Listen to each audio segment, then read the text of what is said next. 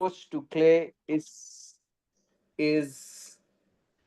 uh, is serendipity. I'll have a John. We should have had that title actually. I'll have a starting point without a clear destination, a familiar path, constructing a teapot, a sake bottle, etc., uh, which I always give myself permission to diverge from. This freedom brings freshness to the work and has sustained me over the years. Firing with wood takes the idea of serendipity to a higher level. I don't know of any other art form where chance plays such a pivotal role. Um, and to talk about his recent exhibitions in 2022, he's had a solo show with Scheller. Am I pronouncing it correctly? Scheller Oh, Gallery. Schaller. Scheller Gallery, yes. That's in Haven, Michigan. And in 2017, he had a three-person exhibition with Nick Schwartz and Bade Clark or Bade Clark. I can't pronounce that I either. think it's beady. BD Clark at the Trax Gallery in Berkeley. Um, what I would like to do is now let John take over from here and take us through his journey in Japan. All right. Welcome, John. Welcome to the group. We have 40 people now. So, Oh, really? Okay. yes. Well, hello, everybody. Thank you so much for joining in on this talk. I hope I can entertain you for the next hour or so. I'm not sure how long it will take.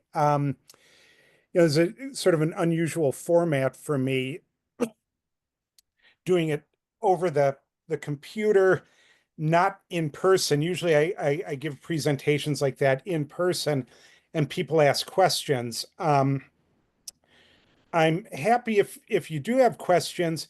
I think Kanjan and I talked about putting it in a chat, and then Kanjan will ask me whatever you want to ask. So I'm happy to have that sort of two-way dialogue if you do have questions. And what I'm going to be talking about today is primarily my work and what I've established here in Japan over the last 30 plus years. But the first thing I want to talk about is why we fire with wood and why we fire with wood fire for so long. I fire my kiln for 6 or 7 days. Some people fire longer. And it seems in today's modern world, it seems like an incredible effort for what reason a lot of people really don't understand. And I'm going to hopefully try to enlighten you a little bit about that, because I think that wood firing is in sort of an infancy in India. I've been to India a few times firing it in Pondicherry, and I was up at Kanjan's place and also at Anvi Pottery with Sandeep. Sandeep, I can't think of his, I can't pronounce his last name is what I can't do. I can see it. I'm Checker. But I've had wonderful experiences in India, and I see it as just a budding little pot of possibilities, and I think it's going to boom in the next years, and I just feel very fortunate to have been a part of it on some level. Um, but let's go to the images now, and the first image I have up is arguably maybe I won't say the first, but it is the what still exists as one of the first objects made out of ceramics. It's called the Venus Dolny Vestoce, if I'm pronouncing that right. And it was made in around they figure it was around 28,000 BC, and it's made out of clay, and it's probably one of the only objects that we have from that long ago. And it's such a beautiful little object. It's not a big piece, and it was made in the Czech Republic. And it's so cool to think that working with clay, how it started, where I imagine humans or pre-humans were they discovered fire and they built fire and they built big fire and then they realized the ground where they built it got hard and then that stuff they could play with and make things out of. And suddenly they started making objects out of clay, and we still have those from so long ago. And so it'll kind of go, whoops, you go up. This is about 9,000 BC when humans started getting away from just hunting and gathering and uh, a period of the beginning of agriculture, and they needed vessels to store things in. And these are some of the earliest vessels. This is a jomon pot, but you can see now they're actually starting to make pots kind of like we do now. And then I'm going to go way forward to 17th century China, and this is, you can just see the progress of what they've done with clay to go from this to this. And through that progress was not just clay, it's also developing glazes, but also the technology of kilns. And all these things progressed together and to where they got high fire kilns that burned very, very efficiently and got away from burning so much wood to burning very little wood to get a high temperature. But in Japan, they also were going through the same progress and developing, work like this. This is an imari ware, just very fine porcelain, very, very fine painting. But also in Japan, at the same time, there were still pots like this, raku bowls that are very simple or even more crude. This is an old shigaraki water jar, and this is from about the 17th century. And while pots like this were developing, they were also making pots like this, and they continued making work fired in long wood burning kilns, what we call an anagama, and or work like this. This is a tea bowl. And I think the tea bowl, this aesthetic of a rough clay, sort of natural, out of the ground, not perfectly symmetrical, still having the impurities in the clay, and then only being decorated from the fire, the ash built up on one side. That aesthetic came out of the tea ceremony and has carried through to today as still being something that is easily as valued and maybe more valued in Japan than this type of work, or it's just on a different plane. And when I was in college, I was working with people that were just starting to build wood burning kilns and long wood burning kilns. And we really gravitated to work like this and like this. And this is a picture of an anagama kiln. And you can see how it's one big open room with a fire at the front, and it would just carry through, and all the ash would collect on the pots. The the sort of the techno as technology grew, and people are working in porcelains, they're working with fine painting. They didn't want that ash dirtying up the pots, so they put them in saggers, and they put the pot in another clay pot to protect it from the ash. They also developed kilns called noborigamas. So an anagama is the top pitcher, the noborigama is the bottom pitcher, and the lower one would fire much more efficiently using much less wood, heat up each room very quickly using a small amount of wood, hence a small amount of ash on the pots, and allowed people to just continually advance their desire to make more and more I think, high-tech, beautiful pots to where we are today. Well, that's a Noborigama in Japan that they still fire in Shigaraki, to today where we fire with gas or electricity, and you can fire one of these kilns with your smartphone while you're watching TV. But luckily, this aesthetic of these long wood fires carried on in Japan right up till today. And it never really was, I think it was noticed in the West, but it never really grew in popularity until probably the 1970s, I'd say. It started in America, and that's an anagama there. This is a picture that I think you probably, many of you recognize all of the people or some of the people, but to me it's a very important picture because it sort of shows when ceramic art made a big divide in the West. And you've got on the left, you've got Etsu Yanagi, who is actually a writer. He wrote a book called The Unknown Craftsman that I think anybody who gets seriously into pottery probably will come across and hopefully read. Bernard Leach is next to him, who is he and the person on the far right was Soji Hamada.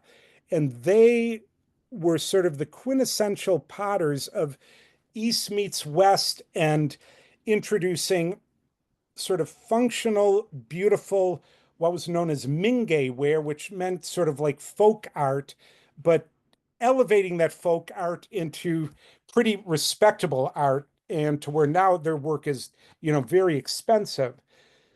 Then the two guys in the middle are both Americans. It's Rudy Audio and Peter Volkas. And they were potters who started working in the 1950s. This picture is probably from the late 50s. And Volkas especially took ceramics and got away from functional and decorative and really into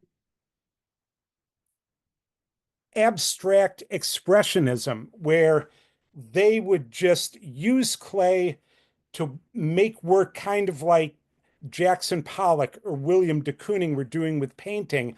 And from that point on, ceramics really, there was the functional ceramics and then this sort of avant-garde art ceramics that uh, I I feel that they were a couple of the pivotal characters, especially Volkas. And that's a picture of Volkas working with a guy named Peter Callis. And Peter Callis built arguably the first anagama type kiln in North America. And he built it in New Jersey when he was about 27 or 28. And he met Volkas and told Volkas that he should try firing his work in his anagama kiln, and that he might find it more interesting than glaze and gas fired. And Volkas gave him a couple pots. He fired them. They never looked back. He fired, from that point on, Volkas fired all of his work in Callis's kiln. And they really sort of changed the direction of ceramics in, I think, America and in the world. And now, from Callis building the first Anagama in North America, I think now there are almost 5,000 wood fire kilns, not just Anagamas. Now we've got the train kilns, Noborigamas, all sorts of kilns. But this aesthetic really caught on in the late 70s and 80s. This is one of Volkas's, what he calls a stack. It's about maybe a meter and a half tall. Say it's about 3 to 4 feet tall, if that makes sense. Um, and that's one of Peter Callis's sculptures. And you can see there's no glaze on this work. The decoration just comes from from the wood ash. And this is a very old Ega water jar. And I think you can just see how this work spoke to this work and this work. And there's just a relationship between this very, very modern approach to clay, aggressive, aggressive way of working with clay, and this is a Momoyama. This is one of the most famous pots in Japan. It's called Yabure Bukuro, and that means broken bag. And they think it was fired multiple times, certainly more than once. But you can see how the bottom of the bag is of the pot is broken, and they filled it in with lacquer. And it's a jar that's used for the tea ceremony, and it's a pot that you see people imitate again and again and again. And yeah, I look at it and I think it's it's one of some people might look at it and think it's one of the most ugly objects they've ever seen. Others, I think, can really see the soul of this piece and how much energy it sort of emanates from it. Um, Anyways, I love that piece. And that is sort of my talk on how we got to where we are in Woodfire. Now, just very quickly, I'm show you I'm from the United States, and I'm from Michigan, which is in the Great Lakes area here. And I grew up in a small city called Flint, which is a little famous or infamous. Uh, it had a water. Every American knows Flint for a water disaster that basically the water got poisoned, and General Motors actually was the birthplace of General Motors, and it was booming. When I graduated high school in 1978, there were 5 General Motors factories there. There's one now, and the population went from 210,000 to under 100,000 in the last 30 years. And uh, it was a great place to grow up. It's not really, it's a classic Rust Belt sort of very dysfunctional city now. But anyways, that's where I grew up. I went to college, and in 1989, I came to Japan, and I settled in the Osaka area here in the middle, because it was very near some of the wood fire uh, potteries that I wanted to experience. Shigaraki's one, Iga's another. Uh, Bizen, I spent 2 years working with a potter in Bizen, and finally settled in Tanba. And by chance, I met a couple who had land in this area near Kobe. I actually settled in Kobe, which is near Osaka, and it was an Englishman and his Japanese wife. And they had a piece of land, they had no children, and they had some money they wanted to put into a project. And they were looking for somebody who could develop it into what they hoped would be a kind of educational facility. And I met him on January 16th, 1995, which is a date that resonates with all Japanese, but probably doesn't mean anything to anyone there. But it was the day before well, that's David and Sachiko there in their younger days. Uh, but January 17th was the big Kobe earthquake. And this was my house. I met Dave and Sachiko on the 16th, went home, and that morning the earthquake hit, and I was in sort of ground zero. And it was just a sort of a turning point in my life where I could have left Japan, and instead I decided to stay in Japan. And these are some of the images from the earthquake. I took these pictures the morning of the earthquake. This was a 4-lane elevated freeway that tipped over on its side, and 5,000 people died in the earthquake.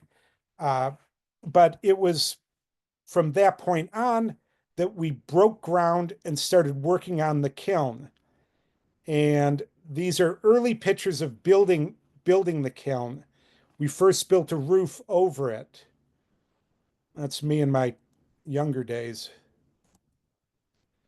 Till eventually we've got now two studios, we've got living quarters, and now we regularly run workshops out of here where 7, 8 people come and will stay for 2 weeks to 3 weeks. No, 2 weeks to a month and make pots and fire the kiln. And these are just some pictures of this is a dormitory where 3 or 4 people sleep. This is a little tea house on the property. Inside the tea house. This is a building that I built with the help of friends, which is also additional studio space. It's built primarily out of old, repurposed timber from old Japanese farmhouses. That I have an acquaintance who tears down old houses and he gives me the big timbers. Most of it I cut up and burn in the kiln, but I've also built numerous buildings out of it as well.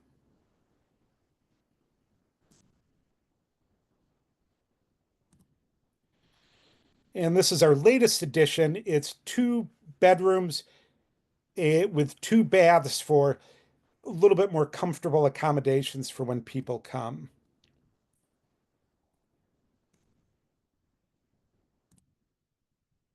This is a picture of my kiln. From now, we're going to go through basically a firing, loading the kiln, uh, and a firing. So this is my anagama. The chimney's in the back. That's the entrance.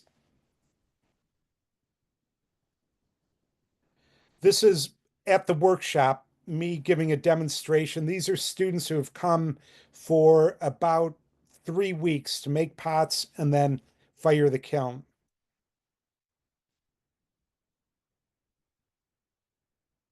And now we're loading the kiln. So that's the back, very much like I think probably most of you know about how to load a kiln. This is glazing outside, getting ready for the firing. That gives you an idea about how big the kiln is. You know, they're scrunched up and the back is loaded. There are 3 stacks going forward. That's Nikita from Goa.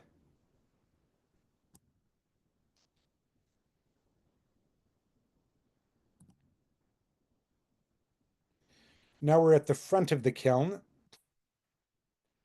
And now the kiln is loaded. You can see the pots on the floor, on their sides. It's called kind of tumble stacking. And the fire is going to burn right in that area. And it will build up an ember pile to where all those pots on the floor will be buried or half buried in the ember pile, in the ash, and they'll get a very different sort of look to them. And you'll see when we get to the pieces what they how they differ. But it's a very call it a very high risk, high reward area. Many of the pieces will get hit by wood, they might get broken, or they'll get stuck together. But the pieces that come out of there, it's very unpredictable, but they'll often be the most beautiful work will come out of that area of the ones down on the along the floor here.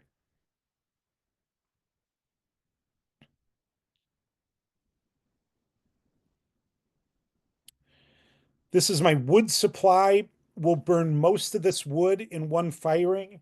You can see the timber from an old house that's been torn down both on the right and the left. And then there are bundles of wood. This is my wood guy. He delivers wood that is split and ready to burn. He gets a good chunk of the money I make from selling work goes to him. Uh,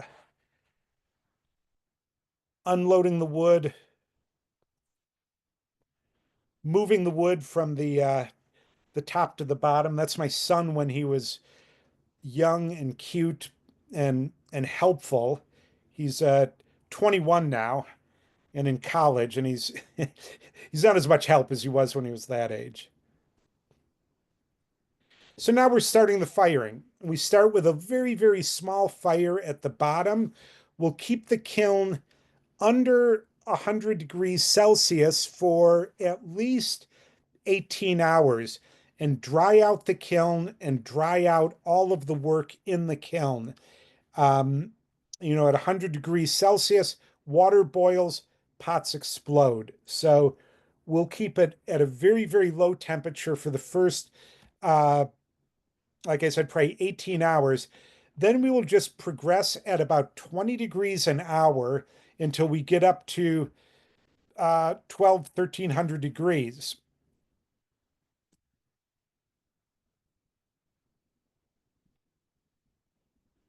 Most of the wood will get thrown in this this door here is the main stoke hole. So the majority of the wood after about 24 hours, we'll be feeding wood into that. And we'll fire for 6 days, 24 hours. We typically work in shifts of 6 hours and two people on a shift. And we just go around the clock.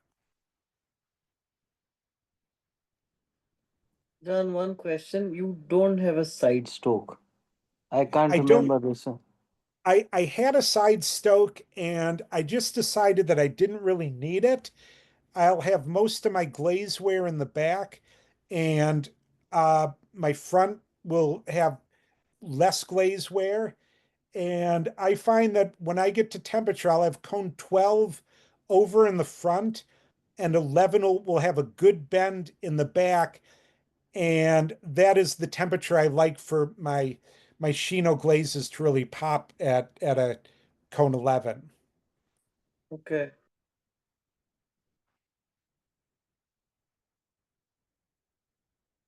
So that's the kiln at temperature. It's got blowholes. We read that fire, you stoke it, the flame comes out, and then that flame will die down. And when those flames go back into the kiln, it's time to stoke again. It takes about 10, 11 minutes between stokes, and one stoke will put maybe 10 pieces of wood in.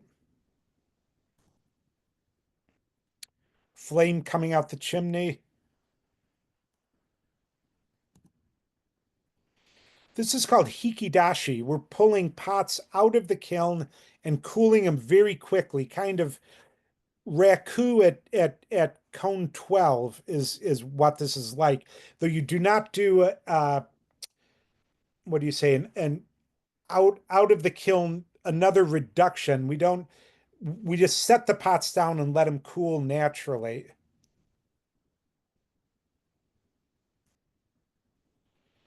So you can see the pot cooling. It's still red on the inside. It's filled with charcoal. And this piece was half buried in the ember pile. And you can kind of see it's glazed with a thick white Shino glaze. And you can see that line where it goes from black to white. It is where the black part, it was buried under the ember pile, and I could look in the door of the kiln and I could just see the handle sticking above the embers, just enough for me to get in there with a stainless pole and yank it out. The last stoke of the firing, we take down the sign and we burn it. And this is now looking into the kiln, and you can kind of see all the burnt ash in the front and that sort of line of where it was buried and the part that was above where the ash just collected and melted. So all these pieces, the decoration just comes from the ash that we burn, that comes from the wood that we burn. and accumulates on the pots. You can just see it building up during the firing, and then you hit about cone 9, 10, and that ash starts to melt and run down the side of the pots. These are pots that were laying face down on the in the ember pile. The cones. Oops, I don't know what that is. Another hikidashi. Stoke. John, just interrupting you. Many people here do not know what is hikidashi. It would be lovely if you just explain a little bit of that. Okay, hikidashi is goes by hiku is the verb to pull, and dasu means out. Pull out is the direct translation of hikidashi. So it is taking the pots out of a hot kiln and cooling them very, very quickly. Basically, just setting them down in the ambient air and watching them cool. Uh, and it goes from cone 12, cone 11, cone 12, down to in about an hour, a big piece, maybe a little bit longer, to where you can pick them up. So this now you can see it going from this just out of the kiln to still red heat in it, and still red heat in the piece. And then they just start to reveal themselves. And when I show you pictures of my work, you'll see the pictures of the of more hikidashi work and maybe see the difference of it. Uh, Stoking the kiln, just hanging out at the kiln, watching the pyrometer, the temperature go up a little, down, up a little, down. Uh, this is at the workshop. It's one of the greatest things, and I feel so lucky to be able to host people. We've got a gal from Russia who came to Pondicherry when I fired the kiln there with my friend Nick. Um, Ambika from Bangalore, and Saskia from Spain. And they didn't know each other, but they became very close friends during the firing. And yeah, I think experiencing one of these long wood fires, you build up a bond and a friendship that is really kind of a beautiful thing. Every night we eat together, make music, and then again we're unloading the kiln.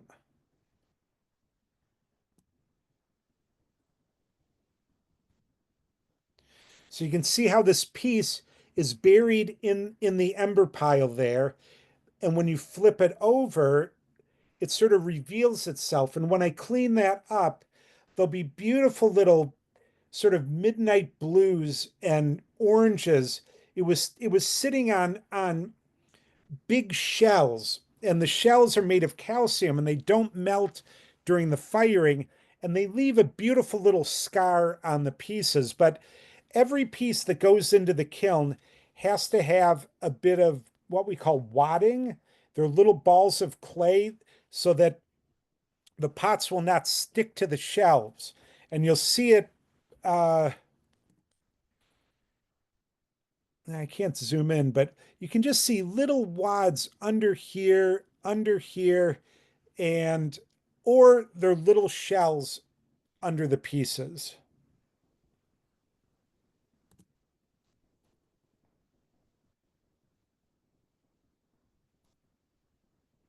And you can see the different surfaces, how rich.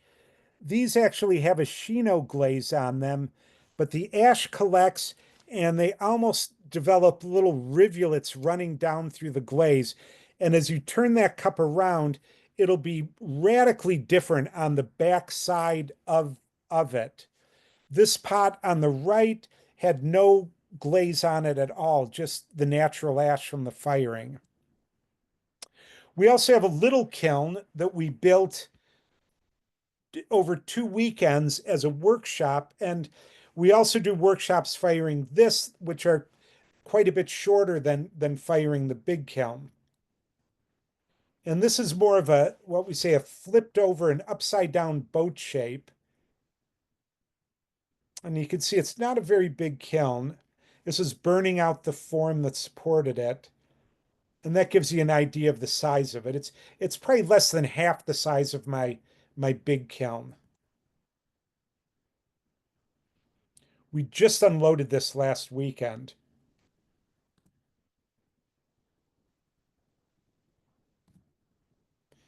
And now we're going to look at my pots, and I'll talk you through what you're looking at. This is the spout of a little sake pour. This is a large, what's called a tsubo. A tsubo is a large storage jar, but this is more like a rugby shaped. It's wider than it is fat, and it's probably about maybe 80 centimeters tall.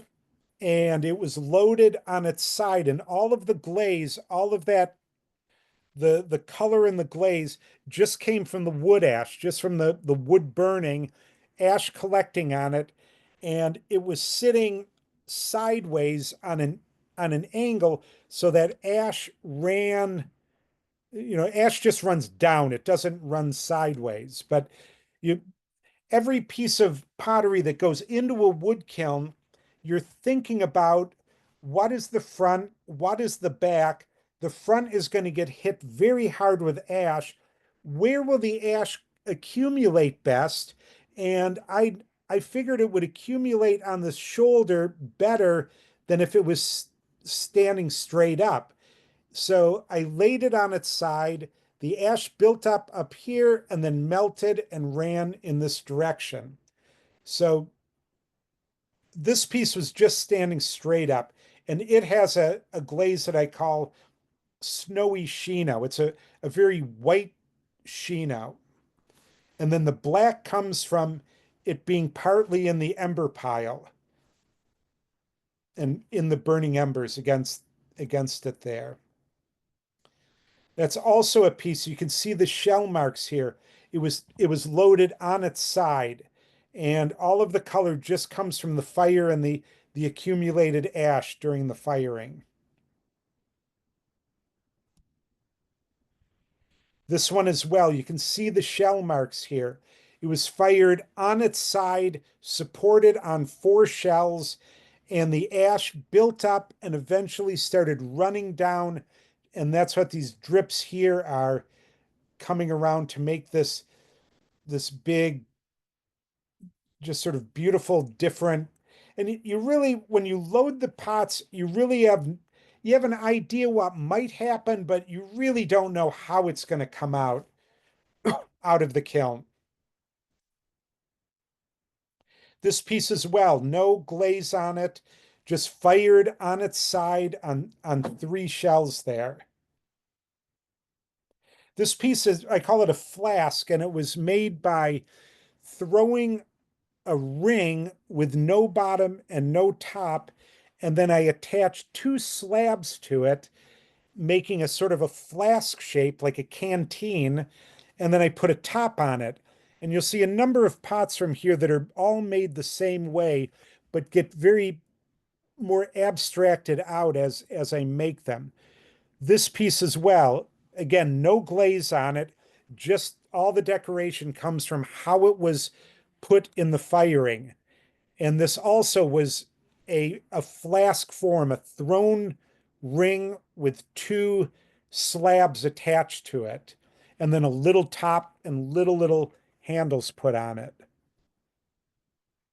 And I very aggressively paddle it while the clay is soft and the pot just, I don't want to say deforms, but gets bended into a shape like that.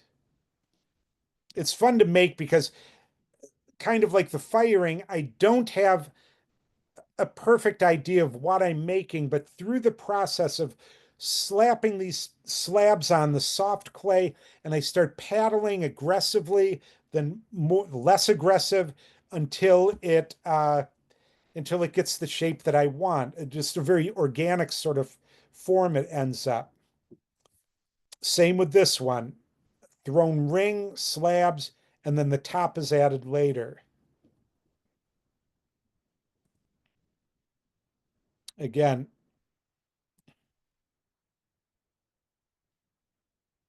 this one you can see a little more clearly the ring and then the slab attached in the front here.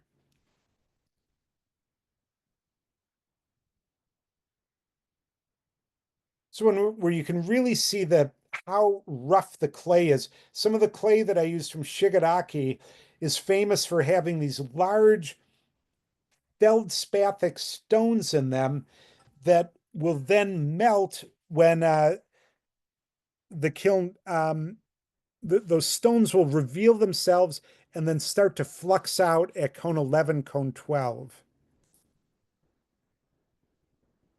You can see them in here, in here. And that's some of the stuff that we really sort of geek out over. We just love that sort of thing. This is a little hand built. It's There's not a something large. called crab eye for that, no? In the Japanese word, uh, where there's little spots of feldspar just coming out of the pot. Well, there's also a hagi type that has something. I can't think of what it is now. It's something haze, which means like a halo around it, which is a little bit different from this.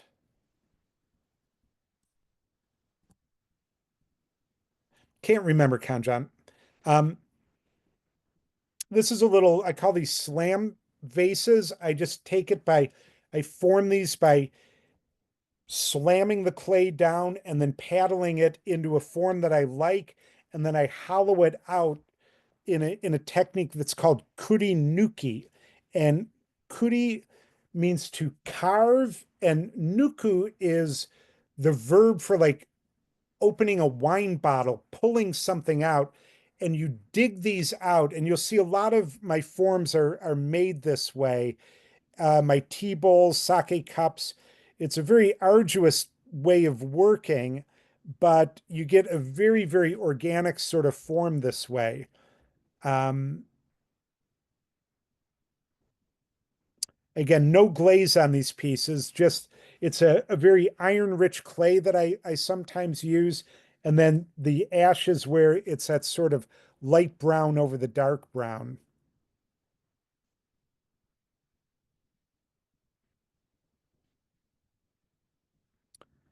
This is an ashtray. It's uh, a small bowl form. And I call it an ashtray because it looks kind of like an old style ashtray. And it also is in a place where I usually fire them where it gets copious amounts of ash on the pieces. So it's kind of, I don't know, people say I shouldn't make ashtrays. I actually don't smoke, but I really like the forms, and it's sort of a play on words, I guess. It is a basket form that I've been making for a long time, and I really like these. It's similar to the way those vases were made with a ring and then two slabs attached and then feet attached to the bottoms. And you'll see a few of these.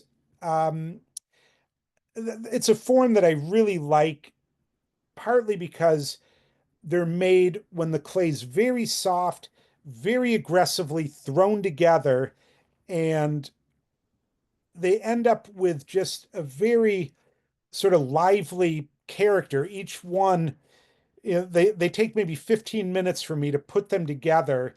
And then I sit back and just sort of look, I'll play with it, but the actual forming process is very, very aggressively thrown together. And and this was the Hikidashi one that you saw flames coming out of it. And this is the end result with the black running through it from where it was buried in the ember pile, and then the white is this thick sheen out. And this is the same glaze as this, but even thicker. You can see how it starts crawling and then filling with ash, and then even where there's a little drip of ash underneath it here. And that's something that I'm more and more I'm glazing pieces before I when I mix up my glazes for a firing, I will not put all the water in. I'll have it be almost like not quite like yogurt, but a very, very thick consistency, and glaze these and glaze a few pieces with it like this. It often ends up a disaster where the glaze peels off, but when it works, it does something that I think is just really, really beautiful. And I love what's happening in this handle here. And this whole basket is it was out of my previous my fall firing, and I'm very, very happy with it. This is a large form. It's about maybe a meter and a half tall. Fired on its side, that's where those spots come in. That's a small, what I called a kurinuki vase. It was made out of a solid chunk of clay. I put a dowel through it and then sort of rolled it out. And then I faceted it with a wire. And the clay is very rough clay, and you can just see where the wire goes through and it picks up those little stones and will pull it through, and then the ash will get in here where you see the different color is the where it sat on a shell in three places here. So it didn't really get the color. That's more the natural clay color. And then the blue is where it got ash and the reduction atmosphere of the kiln.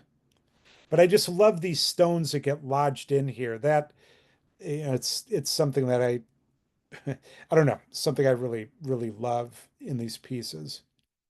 These are tall pieces made in three sections.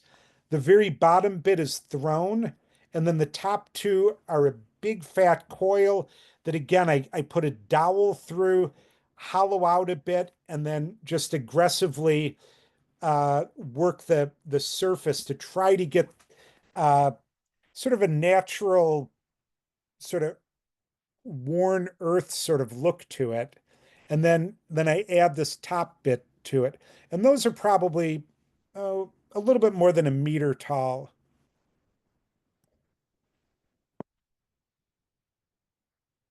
A small one with a hand-built top on a thrown bottom with a little handle accent you can see on both sides. Similar to this has that canteen on the bottom and then a large coil on the top. And that piece is probably maybe 50 centimeters tall, and hikidashied, pulled out of the kiln and cooled very quickly. That piece stayed in the kiln, buried in the ember pile. You can see the shells on it and the ash running around, and just a pretty wild landscape on that form. These are little sake bottles, also fired on their sides on the shells, and just the natural ash melting around it. These are kurinuki made out of a solid chunk of clay where I form the outside using a wire and a paddle, and then I hollow out the inside with a tool to where I get the walls very, very thin. Then I add this top bit to it and add a bottom to it at the end. It takes a long time to make one of these sake bottles or the sake cup.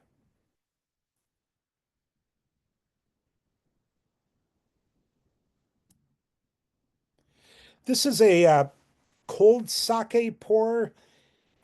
Japan is a country that loves sake, and a lot of good sake you drink cold, and you don't put it in a sake bottle. That's for hot sake. You put it in a more open form. And this is a form that I've developed and have been playing with for a while. And this is glazed with a Shino glaze fired a little bit further in the back of the kiln. So it got ash in the front, and then the back is more the natural Shino color.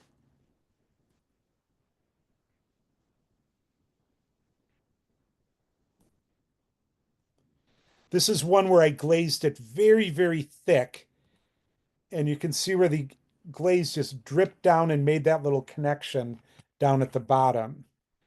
And that is quite a beautiful piece as well. And I love that drip. You don't got it once. I've tried to get it again, never get it again. This is an American porcelain. I made this in America and no glaze on it, just the ash uh, gives it that very warm sort of color. Another thick Shino piece.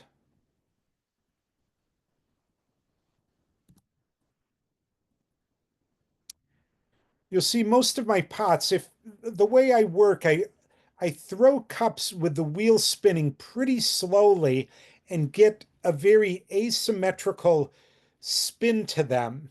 And then all of my feet, I don't carve my feet on the wheel, I don't trim them on the wheel.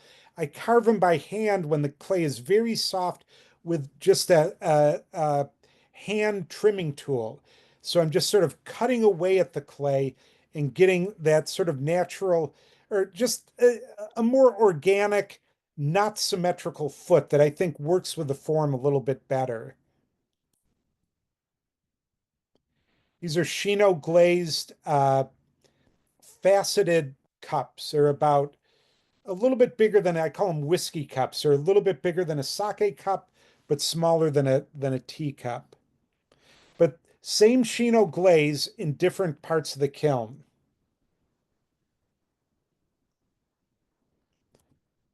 A small cup with a Shino glaze that just went really different.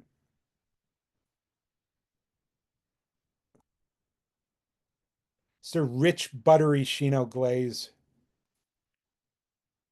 One near the front, a lot of ash where it's purple over here, and then running down through the middle there. This is a cup that I threw, and then I sort of, with my finger on the inside, I stretched it out in three places, making kind of a flat surface, and then I cut the front with a wire, making sort of a faceted front and making a very sort of ergonomic, not symmetrical cup that is, I think, quite an interesting form. And each one is very, very different. Even I make 20, 30 the same way, they all come out differently. Um, and then they go in the kiln and they come out even more differently. John, there's a question Yep. by a participant saying, could you mention the year dates of these some of these parts, if there's if you remember, if you have some data on that? You mean, when did I make them? Yeah, yeah. I mean, some year. Which year did you make this, or something like that? I Uh, don't think I can say which year I made it, but I can say that this cup is at least 10 or 15 years old. This one is okay. more recent, maybe 5 years old. These I made in America at a workshop there. The clay is a porcelain, maybe 5 years old. It's a good view of my feet and how you can see they're just very aggressively carved, not turned on the wheel. This is more recent. This is about a year old, and it's again what we call kurinuki, made out of a solid chunk of clay. I form the outside. I cut it with a wire here. I paddle the surfaces, and then I hollow out the inside with a loop tool, and I dig it out. I let it sit for a while. I can hold it in my hand. I get it as thin as I can. Then I carve a foot on it. And I've been making a lot of tea bowls and a lot of small vases and sake ware this way in the last few years. This cup was thrown on the wheel a few years ago, and it was fired upside down so that the ash built up on it. And when the ash melted and ran, it ran and made that beautiful little jewel right in the front there.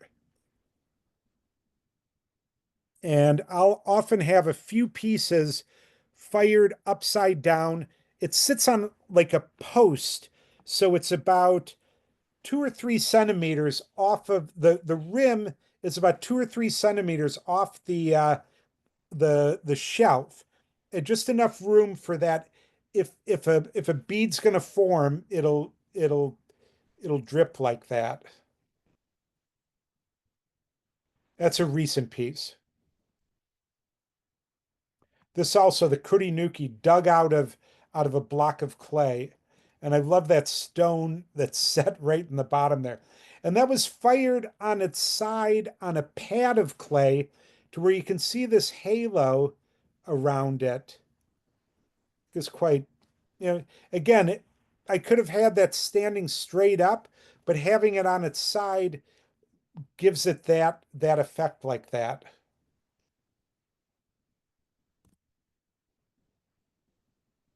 But you can just see how really trying to get a surface that looks like it's a very, very natural, really shows what clay looks like, and not, it's sort of working with the material to reveal the innate beauty of the material. These are serving trays.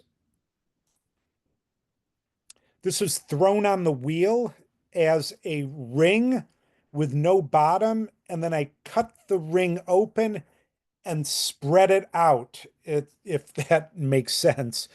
And then I fold up the ends. I call it a stretch platter. I fold up the ends, push it around, and then I throw and stretch the piece out until it becomes the size that it is. But that was thrown on the wheel to begin with. This was a slab that I pulled a coil wire through.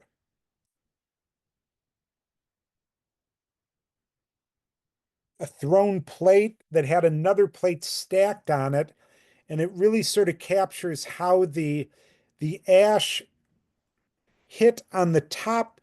The top edge was facing the front of the kiln.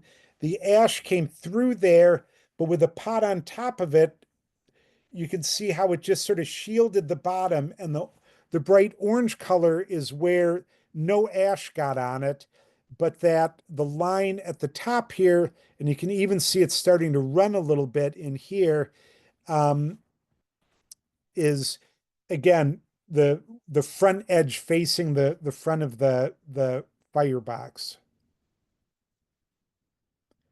This is a tea bowl. The tea ceremony is a big thing here, and making tea bowls is, I don't know, they're fascinating little forms to make. They often seem very, very simple, but to get them right and to get them good is difficult. This is an old piece. It's half hand built, and the top, it's hand built from here to here, and the very rim was a coil of clay that I threw on it, and just trying to get a little bit more of an organic look around the piece. This was thrown out of a clay that is almost like a cell. There's no glaze on that. It sort of, I don't know what happens. It's a clay that I had and I can't get anymore.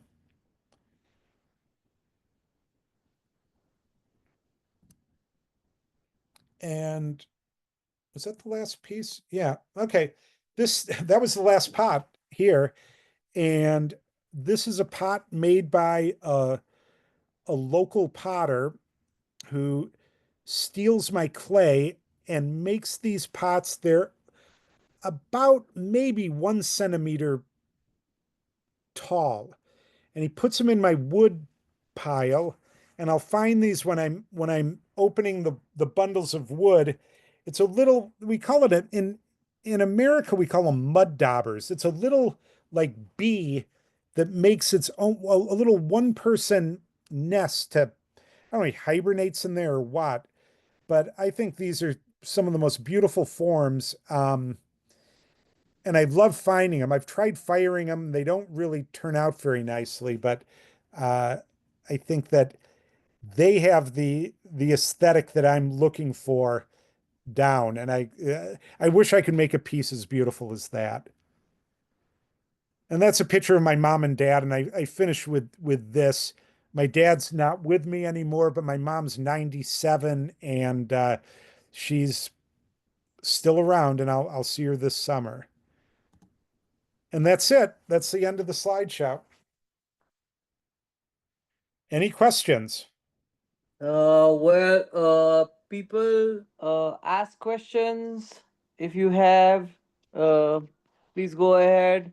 Chitija, make the microphone available to people so that people can ask. Sorry about this. Can I we have ask? this some kind of a baby shower going on next door, so I'll mute myself. Yeah. Hi, John. This is Is that Priyanka. Priyanka? Hey, Hi. Pri, how are you? How are you? I'm good. Thanks for Yeah. joining. Thank you for the presentation. Don't Actually, you I had bored a of it? question for you. Okay. My question is like a lot of your forms I've been observing are, altered or beaten or hand built mainly. So right now I am in design field, so in this age of technology where they're printing 3D houses and as you said, firing parts with the help of our mobiles while watching TV. So, but on the contrary, I'm observing a shift towards wood firing. There are a lot of wood firers coming up in India. There are a lot of kilns people are building. The interest is increasing. So, what might be the reason that people go back to maybe a primitive methods of making art, or what do you do? Like you must have learned on wheel and production pottery and all those things, but now you're going back to hand building and wood firing. So what are your takes on that? Well, yeah, I think Pri, I think you probably kind of it's a good question. I think there are a few things with wood firing that you cannot get with any other way of working with clay. One is you sort of give up the work when you load it in the kiln. You don't really have, you have ideas of how it's going to come out. You hope that it all comes out nicely. And as you do it more and more, you get a lot more control of it. But there's still this element of giving up your work to a higher power. And the higher power is the kiln. I'm not a religious person, as you well know. But I do believe that there's something happens in the kiln that is more alchemy than science. Now, some people approach it as a science or chemistry or physics or whatever. For me, it's still a lot of alchemy involved in it. I don't really, it's kind of magic how the work comes out. And it comes out, I believe, often pieces will come out more beautiful than I ever imagined they could have come out. And I trained as a production potter uh, in America, and I love that I did that. I worked with a guy who made me throw 100 cups a day. He'd pick out a couple, tell me to pug the rest of them, and throw them better the next day. And through that training, I developed really good skills as a production potter. And it helped me as I traveled around the world. I worked in Greece for a potter when I was in my 20s. I worked in Israel for a couple of different potters. And I do believe before you can make loose work, like I think my work is kind of loose now and free, you've got to get the basics really, really down in you before you can diverge from it and get you got to get very symmetrical before you can get asymmetrical, I think. And then the other aspect of wood firing that I think you've tapped into, I know Pri, she's come to a couple of my workshops in India. You form a community and a bond, and it takes a Yeah. group of people working together to do this. And it's sort of like a crazy social construct. People are doing this not for money. I mean, I'm doing it, partly for money, but that's never been the overriding motivator. Certainly, there are a lot better ways to make money than Hmm. trying to peddle wood Hmm. fire pottery. Um,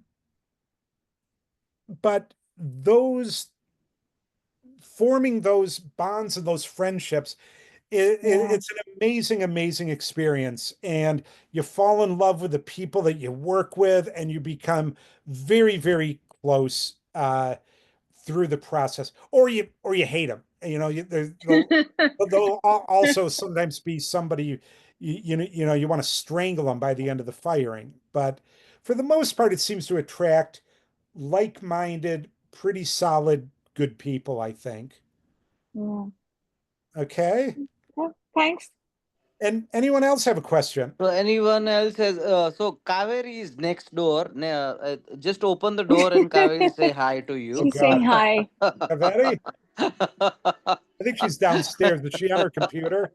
I think she might, but she's joined anyways. But Okay. anybody else has a question? So there are few things which we have is that Nalini says, "Hey, always good to see you, John." Uh, Well, Nalini, I saw Hey, Nalini John. in Bombay, and that Hey. was, how Yeah. are you, Good to see Nalini? you again. Yeah, I don't I'm good. see I'm you, good, but John. How are you? I'm doing great. Um, Yeah, doing really good. yeah, you can Oh, see me there you now, I are. think. Uh-huh. Yeah. Yeah. Good to Thank see you. you. Yeah, it was great Thank seeing you in you. Bombay, in Mumbai. Yes, yes, true, true, true. Hi, So, Kanjan. Kanjan, Hello. Hello. I'm keeping myself on mute because I have a baby shower going on next door. So Yeah. maybe I can barely hear myself. No, Uh, no, we don't hear any baby shower sounds. Don't worry. okay, no problems. Okay, so anybody else has any other questions that you need to ask, you want to ask, please feel free, or kind of end the session. Okay. There you go. well, let me Uh, say, Shoot. So, John, we've got six. The highest was 64 people today wow. who jo- who joined, Woohoo! And and now we're and down to four.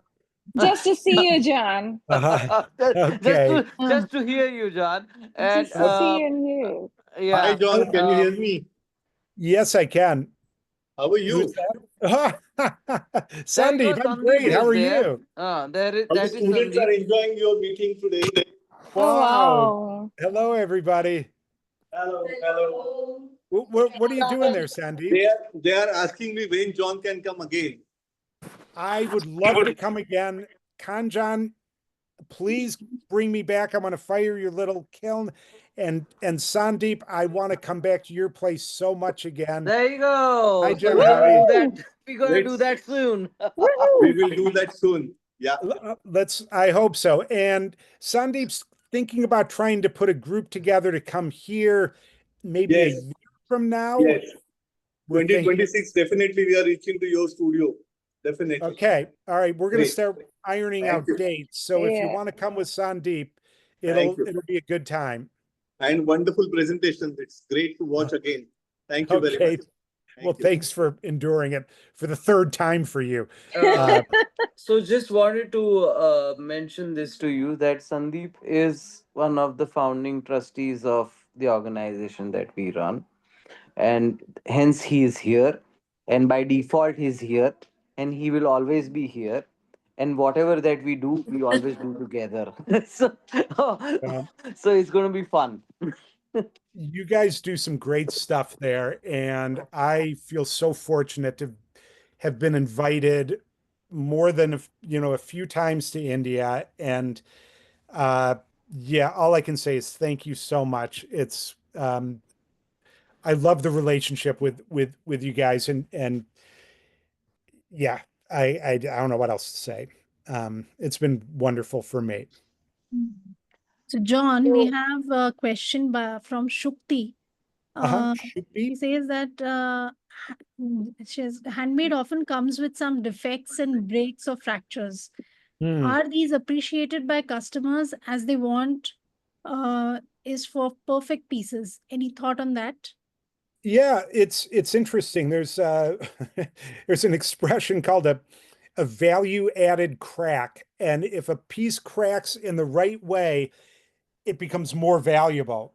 And and if it's a piece that you really love and it's cracked a certain way, maybe you've seen there's something called kintsugi. Kin means gold.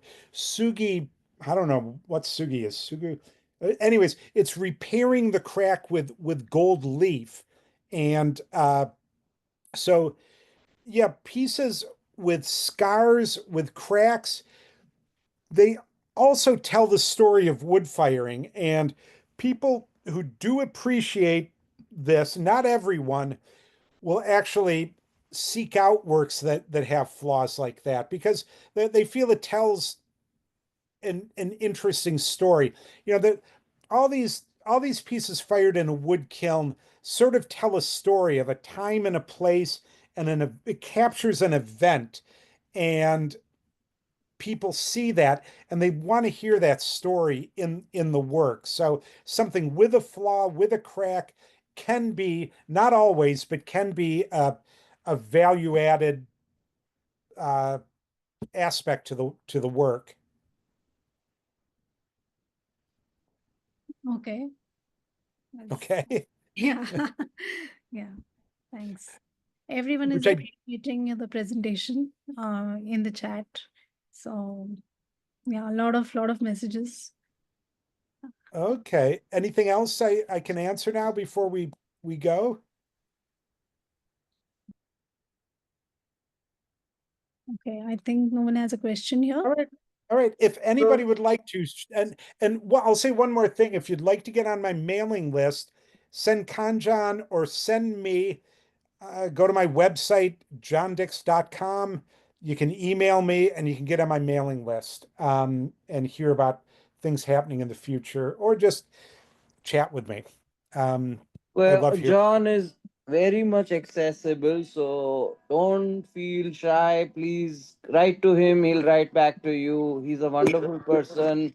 I mean, uh, Sandeep and I are very grateful to him how he is. He's very down to earth, so he'll write back to you if you have questions. You have things to ask about how he works and things like that. Please go ahead. And one thing I would like to say is there is so many thank yous for you, John. We have like John, Good. ladies, all of them love you. Yeah, yeah, one yeah. more question has come in. Amishi. Okay. Hi, Amishi. Yeah, we have one more question from Ruby Junjunwala. She says, I've been a Okay. ceramic artist for 50 years and I still get a question like, is ceramics environmentally friendly? How would you answer that question?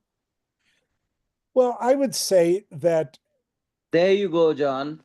yeah, the short answer is wood is a renewable resource. And the amount of smoke that it looks like it's making a lot of smoke, it actually isn't polluting as much as a lot of other things are. Granted, we are burning wood, we are burning a fuel, but it is a very easily renewable fuel.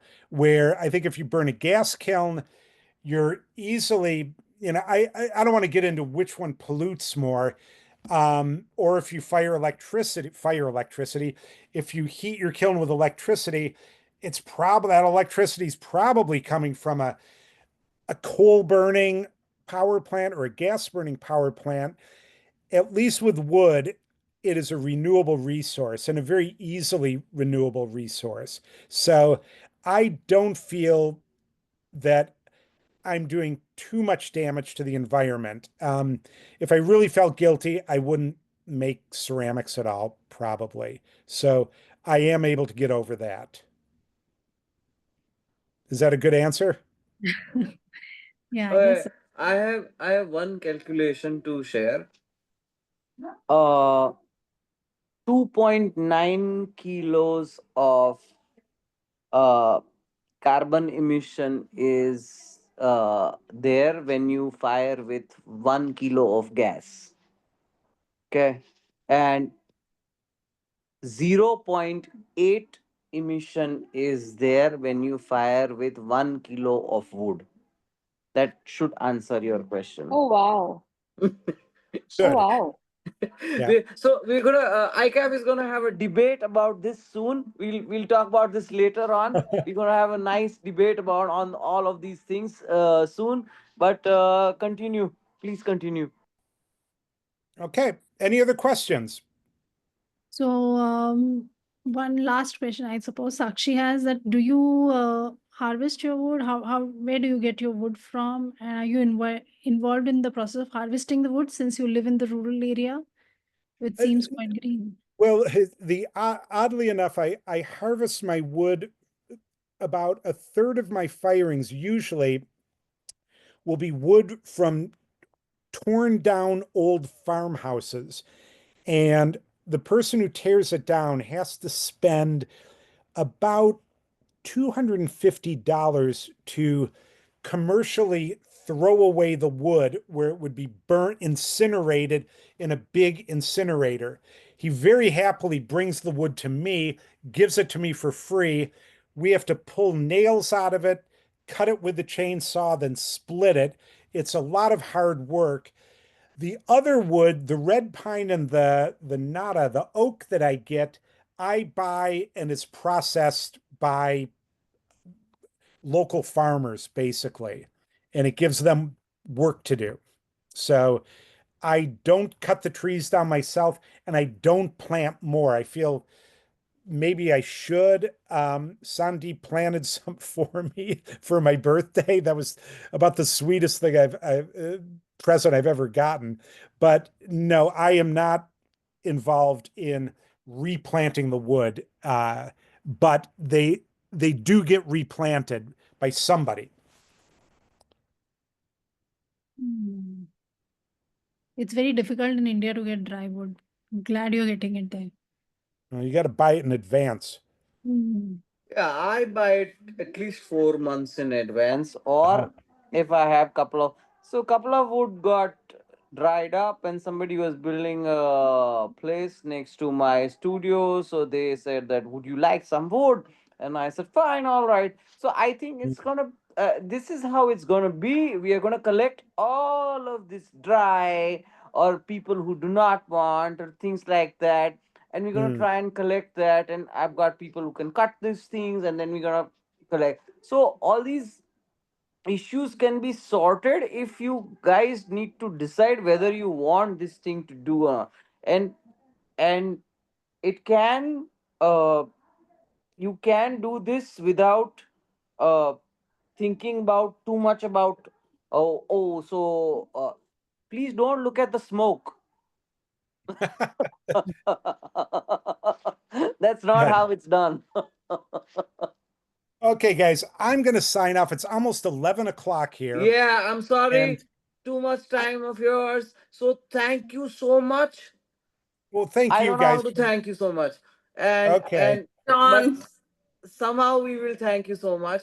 And it has been lovely. Thank you guys. We've been 65 at some point of time. I'll send you a screenshot of 65